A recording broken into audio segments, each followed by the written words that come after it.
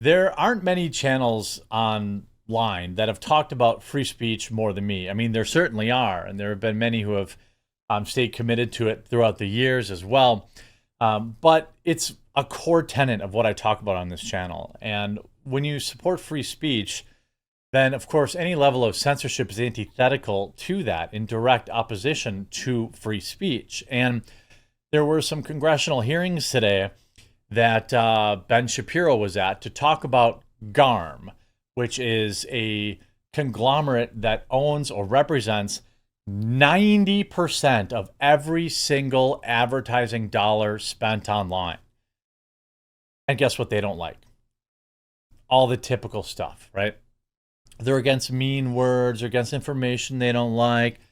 Even Twitter, X, signed up for it.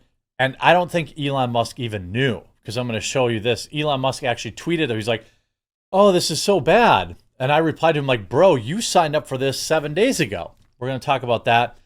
I'll start with Ben Shapiro absolutely wrecking a Democratic congressman who thought he had, one over on him. Here's Representative Solwell trying to get over on Ben Shapiro, which is just, quite frankly, absolutely hilarious. I think Libs posted the shorter one. That's because I don't want to watch all 5 minutes of this Fang guy. Here we have Ben Shapiro on Capitol Hill talking about censorship, and in particular of the right, in his opinion. But you see Lamau Ben Shapiro just wrecked Eric Swalwell, also known as Swallowswell, also known as Bang Bang Fang. Here we go. Shapiro, thank you for joining us today. I think it is important that you're here as one of the leading conservative voices in the country. And the country has, in the last couple weeks, talked a lot about and Googled Project 2025. It's one of the most Googled search terms right now. Because you guys are doing that. Because you're telling everyone to do it. By the way, they're trying to hold this thing as a cudgel against Trump. I don't know every little aspect of it, but I do know is Trump has said he's got nothing to do with it. And you're not going to get any censorship from me. So I just wanted to know, from your perspective, I think it would help us understand, on just like a scale of 0 to 100%, how much do you support Project 2025? I think, like President Trump, I haven't looked all that deeply at Project 2025, but it seems that Democrats on this committee, sort of like Peter Pan and Tinkerbell, if they say Project 2025 enough, their presidential candidate becomes alive again. And so the crowd even laughs. Well, let's just talk about pieces of it, and I guess you can tell me if you support it. You probably want less bureaucracy, right? I do. I want less bureaucracy. You want more efficiency? I do. I want more efficiency. You want taxpayer money spent wisely? I do. Congrats on becoming a Republican. Yeah. I mean, I know a lot of people don't like, Ben for his particular opinions and geopolitics, and that's fine. I think that's a fair position to have. But when he's talking about free speech, I support him. And this other piece where he talks about, in this clip, is that the Daily Wire and conservative media have been subject to a 1,000% increase in censorship, 80 times more YouTube censorship, and the whole thing is wild. Hold on a second here. Chairman Jordan, 2017, Senator Dianne Feinstein told lawyer groups like the Global Alliance to run an ad-based business. And if you're not following their preferred political narratives, the ones that Kara Swisher and Dianne Feinstein would follow, you will not be deemed brand safe. Your business will be throttled. We at Daily Wire have experienced... What he's talking about here is when politicians say, like, boy, I don't know about the quartering guy. Oh, I wonder if he's... It is like this covert way of them saying, hey, you gotta censor this person. And he gives actual facts about Daily Wire and the number of infractions that have come after politicians have essentially indirectly asked for them. experienced this firsthand. In 2017, after Senator Feinstein made her threats to bring the weight of government down on social media platforms, Daily Wire YouTube channel saw a 1,000% increase in content enforcements over a 2-year period. A 1,000% increase. I mean, do you think that's a coincidence? Now, what does that mean? Probably demonetization or having videos flagged, things of that nature. Since 2021, after Democrat officials further turned up the heat on social media companies, my personal Facebook page has seen an over 80% drop in impressions. Or take Joe Rogan. An 80% drop of impressions on Ben's page. That is massive. Essentially been shadow banned. This is the thing that oftentimes when they have these congressional hearings, it's easy to just be like, yo, nothing's going to happen. But it is important that these numbers get out there and people actually see them. He also talks about Matt Walsh. When Joe said that he had taken ivermectin after getting COVID, White House Press Secretary Jen Psaki pressured Spotify to take action, stating, quote, "We want every platform to be doing more to call out mis and disinformation while also uplifting accurate information." Spotify complied. Spotify, of course, works with GARM. So what are the brand safety standards that GARM uses? The standards begin with inarguable things that we've heard from the other witnesses, like preventing... So now I'm just going to talk about what GARM is. And again, they represent 90% of all ad dollars on the internet. He's going to talk about, yes, they protect the kids, which is something that we all agree on. But that's only one of their 6 core tenets. And draw the line at what is criminal, abusive, or dangerous. Their standards also include restrictions on hate speech, harassment, misinformation, or my personal favorite, insensitive, irresponsible, and harmful treatment of debated sensitive social issues. Those criteria are highly subjective in theory, and they are purely partisan in practice. For example, last year, Daily Wire... What he's saying is you can interpret these rules any way you want, but they're only getting enforced against conservatives. Now he's going to give another example of that. Our host Matt Walsh was fully demonetized on YouTube, a GARM member.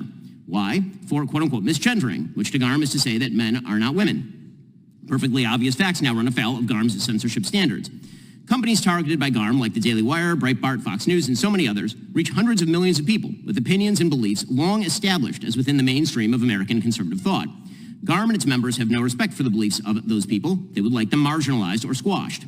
It's time to stand up for the First Amendment in this Congress. Congress can do so in 2 ways.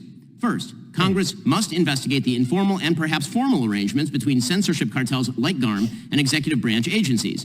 The Daily Wire... I agree, because I believe they work together. He uses the example of when like politicians are like, boy, man, oh gosh, somebody should really look into that quartering channel, and then it mysteriously gets demonetized. I mean, there's dozens of examples of this throughout the years. Already filed a federal lawsuit against the State Department for allegedly doing just this. Second, Congress can itself stop engaging in violation of free speech principles. 2 weeks ago, writing in dissent in Murphy versus Missouri, Justice Alito condemned what he called sophisticated and coercive government campaigns against free speech. Members of this committee have engaged in precisely such campaigns. When Congressman Schiff speaks about targeting social media companies that must be, quote, pulled and dragged into this era of corporate responsibility because they are too tolerant of misinformation, he knows what he is doing. He is participating in a sophisticated, coercive campaign against free speech. That's exactly what he's doing. When they use words like misinformation, they're really using what they mean as words that they don't like, things that they don't like. Disagree with, look at, we don't need to go that far back. Look at the lockdowns. Now, many of the things that we know now, we didn't know then. And I think that there's a reasonable level of margin of error that we can provide most people. But we know that government was happy to call just about anything they wanted misinformation and then use that to censor people. You can see this article here, or that Elon Musk, but extremely concerning. This is from the House Judiciary Committee. New report on how the world's biggest brand seeks to control speech online. New information reveals that woke advertisers and brands are colluding together to go after people like Elon Musk, Joe Rogan, political candidates, and news organizations. This is solely representing GARM, which is a flagship product of the WEF. It is far more damaging than all of the other buzz acronyms that we know, like DEI.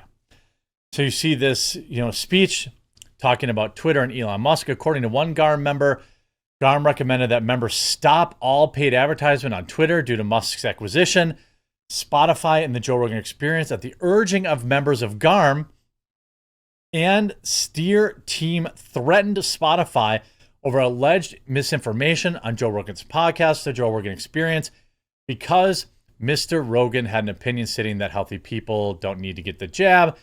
This is an absolute bombshell. This proves everything right. Candidates, platforms, and news outlets with opposing political views. GARM and its members discussed a strategy of blocking certain news outlets like Fox News, The Daily Wire, and Breitbart.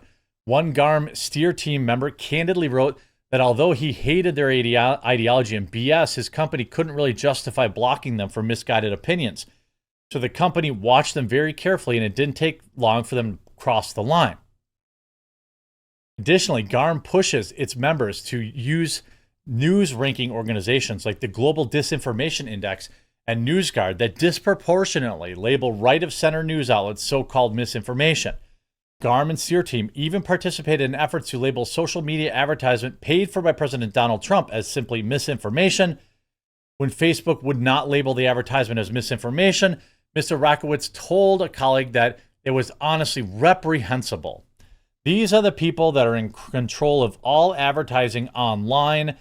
The government works with them directly. There's no question about it, through direct and indirect means. And all of it is coming out now. And I hope that it continues to do so. I hope Joe Rogan talks about it. I hope Elon talks about it. I will say that in Elon's tweet, he wrote extremely concerning. And I wrote, Elon, you joined them 7 days ago and even made a tweet announcing it. So if you made it this far in this video, go to Elon's tweet and like and retweet this. Like and retweet my reply. My reply. I want him to see this because I genuinely think maybe he doesn't even know that they joined it. Maybe he doesn't even know. But here's the proof. They tweeted out, we're happy to announce we're back member with GARM.